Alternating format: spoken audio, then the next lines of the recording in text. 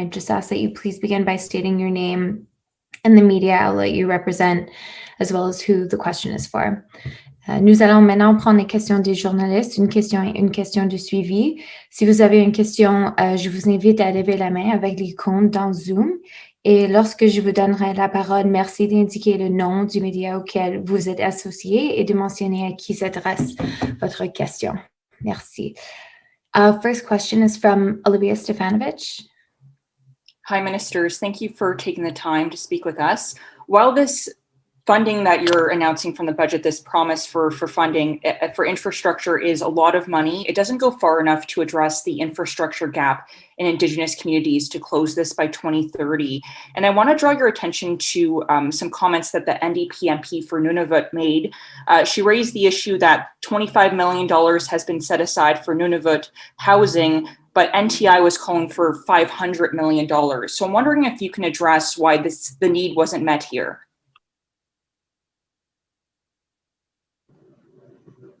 Olivia, I'll jump in first and then pass it over to Dan if I miss out on anything. But as I've made it clear to you in a prior interview and to anyone else who's asked the question, this wasn't a budget that was intended to fully close the 2030 gap. We're still resolutely going to close it. We know that any government, regardless of their political stripes, needs to make sustained, consistent investment in closing the infrastructure gap in Indigenous communities. And that gap is crying in the north, where a dollar doesn't go as far as it would in the south. And we know that we have to be relentless in investing in closing that gap. This is something that ITK in their Deloitte report that I mentioned in my opening remarks have identified, and through our Inuit Crown partnership, we have very, very good traction with them in identifying those needs. But when you announce a distinctions-based infrastructure sum, it is a little difficult to earmark them from the get-go without continuing that dialogue. We now have to go back to our partners. We have to first pass the budget, so I do hope the MP in question supports this budget. But we do need to invest those amounts in a sustained, relentless fashion over the next 10 years to close that gap. I think Dan and his engagement with partners would say very much the same thing. But this is everywhere. This budget, just to be clear, was intended to address the next 3 to 5 years in shovel-ready projects. And when we go back to partners, we'll be confirming what those needs are. We have a good sense of what they are, but we'll confirm what those needs are and move quickly to fulfill them as they have requested. Dan? Yeah, thank you, Marc. It's important to understand the 25 million to Nunavut and to NWT was a down payment, something they would have in their hands almost immediately. They could use it any way they want or to lever more money. It's also important to note that we've rolled out Canada's largest housing program at $70 billion. We're adding $1.5 billion to rapid housing on top of that, which Inuit Nunangat is eligible for. There is $4.3 billion over 4 years of new money for infrastructure, which could include housing. And that's something that's very significant as well. Our government has signed 10-year housing agreements with all 3 territorial governments, which will invest $600 million in the territories. And we've signed a 10-year, $400 million housing agreement with Inuit Taputut Kanatami, ITK, for housing specifically in Inuit Nunangat. So all of this to say is that we've made significant investments. I feel we're going in the right direction, but both Minister Miller and I acknowledge that there's so much more work to do, and we are committed to getting that work done over the course of this mandate and the next one.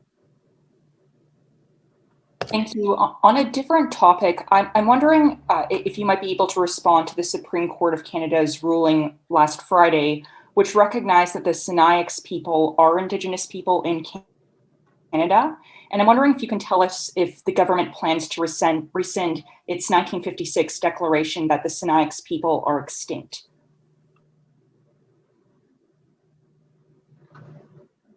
Thanks for that, Olivia. Obviously, the decision of the Supreme Court of Canada speaks for itself. It is a long, extensive decision that will potentially have wide sweeping rights, not only on the Synex people and their right in question, but on others, particularly ones that have had historical and frankly ongoing presence across the borders that in some cases were imposed on these peoples.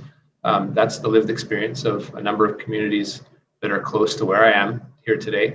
But we're going to take the time to review it and then review any connected decisions that have been made to see whether they were made incorrectly or in error or potentially contravention of a Supreme Court judgment. But obviously, given the size and importance of this decision, it will take a little more comprehensive review than simply me speculating here today, Olivia. Thanks, Olivia. Next question is from Anna Desmarais. Hi, so I'm with CBC North. So here in the Northwest Territories, there's been a lot of comments from leadership about the Rapid Housing Initiative in that there was $1.5 billion set aside for the first round of funding, but none of the projects that had been submitted by leadership were actually given the funding to go forward. So I'd like to know from the federal government if there's any commitment that they can make to northern housing projects in the second round of Rapid Housing Initiative funding.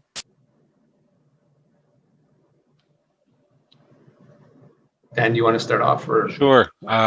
Listen, we're the first to acknowledge we need to do a better job of making sure that housing funding lands well in the North, Nunavut, and the other two territories, and that I've committed to look into this, to talk to Minister Hussein to see how we can make sure that the funding actually lands in Nunavut when it's applied for, and that's something that that we're seriously going to look at.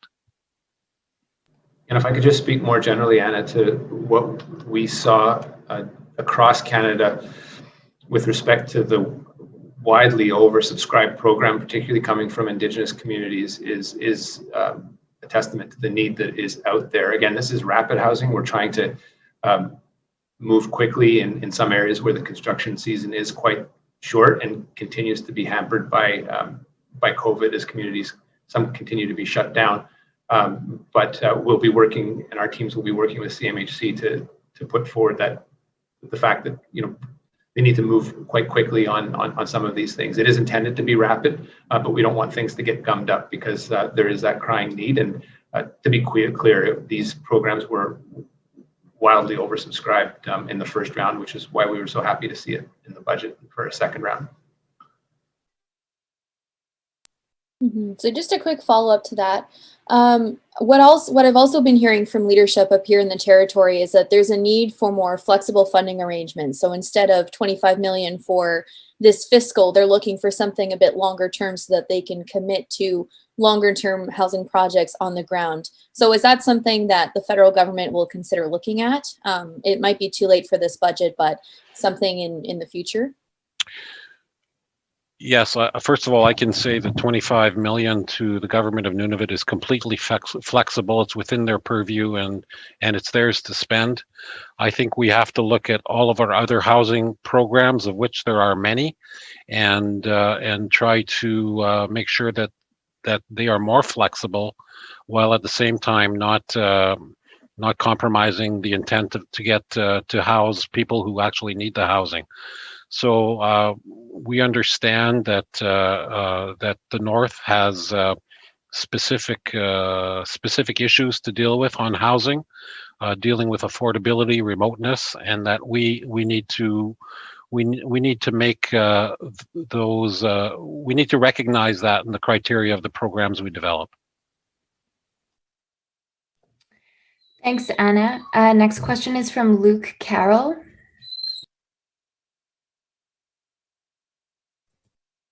Hi, can you hear me?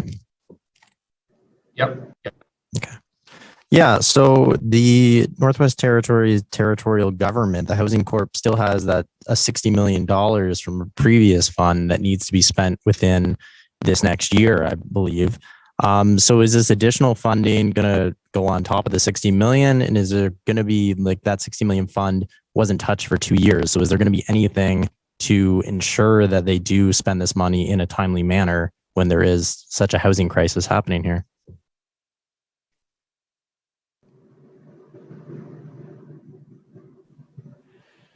Dan, you or me? Well, I could give it a shot, then you can add what I've missed. First of all, I understand the 60 million has been moved to specific projects in the Northwest Territories, and that money is actually flowing. But certainly, that's not going to disqualify Northwest Territories from having access to even more dollars, either through rapid housing or co-investment or other programs within the housing initiative. NWT also did get $25 million as a down payment from the federal government to lever other dollars. There are very little strings attached to that 25 million, and they can do with that as they please, as long as it goes into housing, of course. And that does not disqualify them from accessing other programs. And my understanding is the 60 million has moved recently to projects. Do you have a follow-up, Luke? Yes. So obviously this is through the territorial government. Is there ever going to be any housing funding initiatives that are going to work through the Indigenous governments that exist here in the Northwest Territories? Yeah, and look, it does vary, and I think just as a general statement, the national housing strategy was one that we negotiated with all provinces and territories. Some took a little longer than others to be part of it, and it involved co-investment, and it involved, I would say, a large level of discretion from our partners in the provinces or territories, and that has come with the good and the bad, and this is the first time the federal government in a generation has invested in housing. So we certainly learned from that. These are historic amounts to deal with, frankly, historic underfunding and undercapitalization, particularly as it touches and concerns Indigenous communities. Now, what we've heard back, and indeed on the calls that we had today with our partners, but even prior to this, is a real willingness to be engaged with communities directly, whether that's some of the self-governing nations, whether that's the land claims holders in ITK and NTI in Nunavut, whether that is our partners in Nunavik, and as well as the provincial government. We really need all levels of government investing in this underfunding.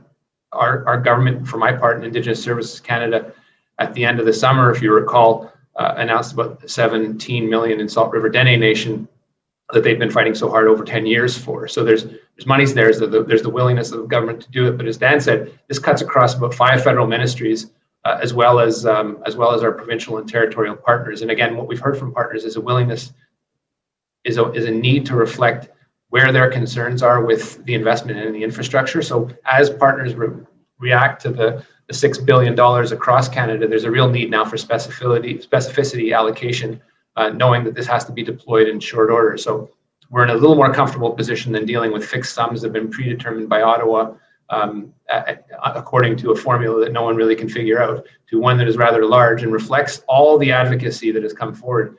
But I don't think there is I guess to illustrate this in a little more colorful way, there isn't a single rights holder right now that is doing a victory lap, knowing exactly what they will get and exactly what, with respect to which this will be funded. But that's the whole point of this, is to go out there and listen and make sure those funds get out in a timely fashion to chip away at the massive infrastructure gap. So all this to say that we'll continue the engagement that requires a little more work from the federal government, but is a lot more rewarding for the people that this will finally serve. Thanks, Luke. And the next question is from Haley Ritchie, Yukon News. Hi, thank you. Haley here from Yukon News. Obviously, there's a housing shortage across the Yukon, and particularly in some of the smaller communities. And one thing I've heard from folks is that right now there just doesn't exist appropriate housing for elders to age in place. So a lot of older people head to Whitehorse. I'm wondering, in the funding that's earmarked for housing, does that potentially include sort of light long-term care or assisted living in the communities?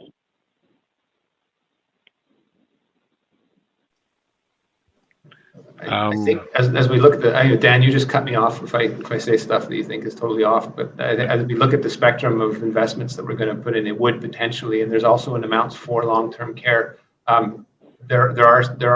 We will inevitably have to work with the government of Yukon, but we're aware that, you know, I know what I see in Indigenous communities, and that's often a phenomenon that we see, and it's been accentuated throughout the pandemic as, you know, we strived at the very beginning to reach out to long-term care facilities as we saw what was going on and the devastating consequences that COVID was having in those long-term care facilities in urban centers. But the reality of a lot of communities, small communities, and more often than not, Indigenous communities, they're living in multi-generational housing, and that vulnerability actually doesn't get expressed or reflected until COVID hits and people die. So it's a different. You can't compare.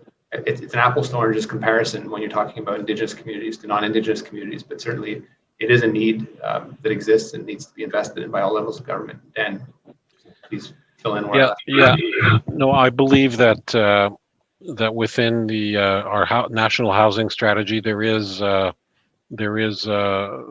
some programs where long-term care housing could get funded. I'm looking for some specific mention of that, but it seems to me that that is in the budget, and we will confirm that and perhaps get back to you. Did you have a follow-up, Haley? Thank you for the answer. My second follow-up, just quickly, I wondered if it was possible. You mentioned in meetings earlier today, and I assume before that, some meetings with First Nations groups. I'm wondering if you could be specific just on Yukon groups you've met with, if it's specific First Nations or CYFN, just who meetings are taking place with right now.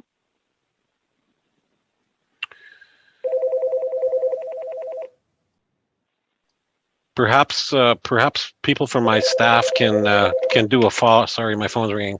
Can do a follow-up as to which First Nations were in the meeting and which groups I met with, not only this morning, but I believe on Friday afternoon. I met with several of them, with MP Bagnall. Someone from my staff will get back to you. Thank you. Thanks, Haley. Next question is from Corey LaRocque.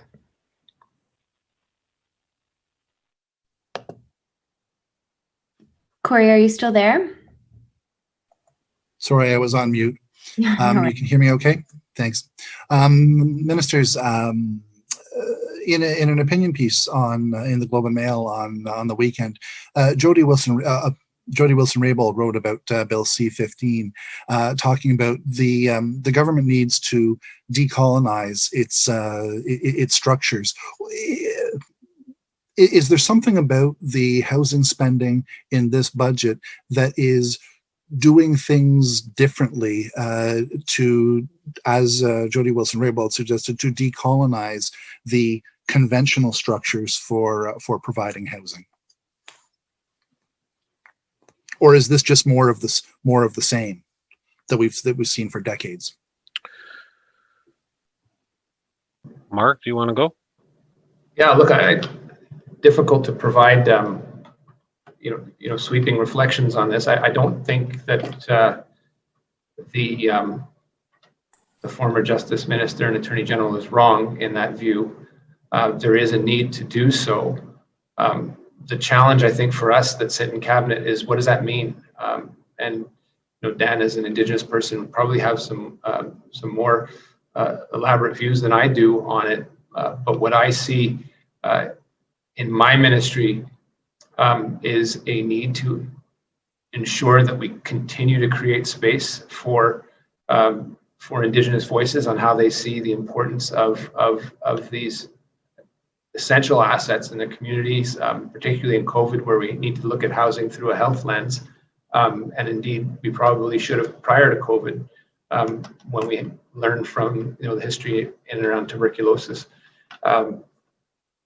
There is a heck of a lot of work in passing C-15 in the first place, and I would certainly highlight the work that former Member of Parliament Romeo Saganash did with his bill, and sadly that didn't pass because of an election. And the work that we are doing now, we are pushing as hard as we can to get this forward. But it's a good start, C15, and the really hard work once this is passed is applying what are very, very important principles to a whole body of laws and procedures that a number of which are colonial in nature. So there is a heck of a lot of work to be done, including the way policies are developed, including the way housing is rolled out, and we, specifically targeting and creating Indigenous buckets for housing is obviously a key need. Making it more inclusive and reflecting Indigenous realities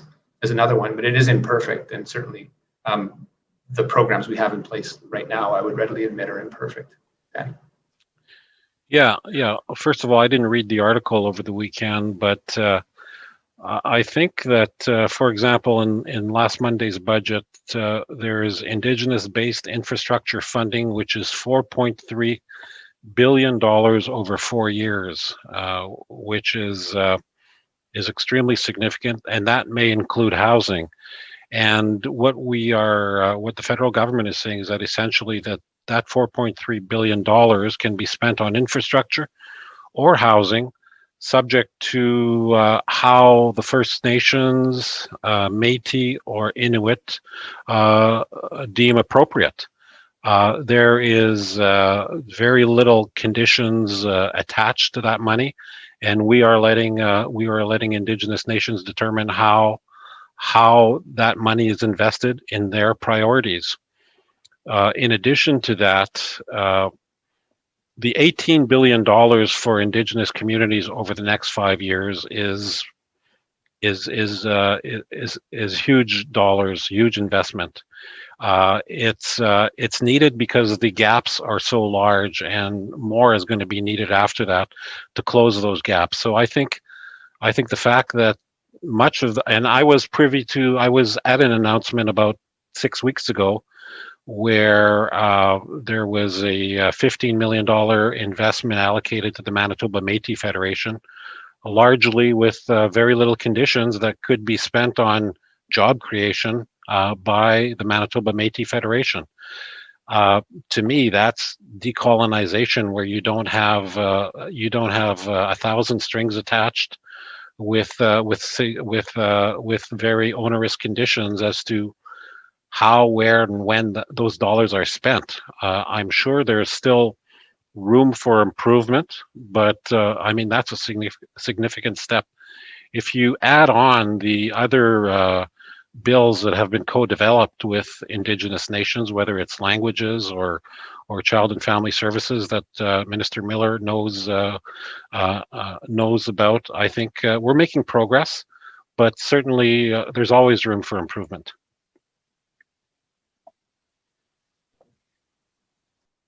Did you have a follow-up, Corey? Sure, thank you. It's not housing related, and so if I'm in the wrong forum, let me know and I'll take it up with your office, Minister Vandal. I was hoping that you might be able to address a question that came up in question period related to how much contact you or the department staff has had with Baffinland iron mines, and is it appropriate for the minister or his staff to meet with the proponent of the Mary River Mine project, or to meet with opponents? Are you interested in meeting? Have you met with them, or would you meet with the proponents or the opponents of this project? I believe I have met with Baffinland, but before the NERB process actually began. It's important to note Baffinland employ at least 1,000 people in Nunavut, and when they ask for a meeting with the Minister of Northern Affairs, it's, I think, entirely appropriate that we meet and we talk about the issues. However, it's important that those meetings do not occur during the public hearing process. So I have never met with the proponent, Baffinland, during the public hearing process, nor have I met with groups on the other side or who have concerns that are part of the public hearing process. I think it's important that the NERB process be independent and not have any information on the project should go through the NERB process. Of course, I will meet with any I meet with many groups, Indigenous and not, in the North, as part of my job, and would gladly meet with any group that wants to meet with me. But I won't talk about Baffin land during the NERB process when it's ongoing. Once it's over, I would gladly meet with anybody. Thanks, Corey. And our last question today is with Tracy May with CBC. Tracy, you can go ahead. Hi, good afternoon. Tracy May from CBC in Iqaluit. So I have a question. Do you have a rough idea how much the $25 million will cover houses in Nunavut? You know what? I don't, but the $25 million is a down payment to the government of Nunavut to develop housing. There's very few strings attached, and they could invest it. The way they please, and they could lever it for other money to try to attract money from the national housing policy, or team up with one of the Inuit rights holders to perhaps access some of the Indigenous-based infrastructure funding, which does include housing. Tracy, do you have a follow-up? Yes, thank you. And then do you have any longer-term plans? For housing? Yes. Yes, I think we do. I think we have, I'm proud of the investments we've made over the last 5 years all over Canada on Indigenous issues and in the North.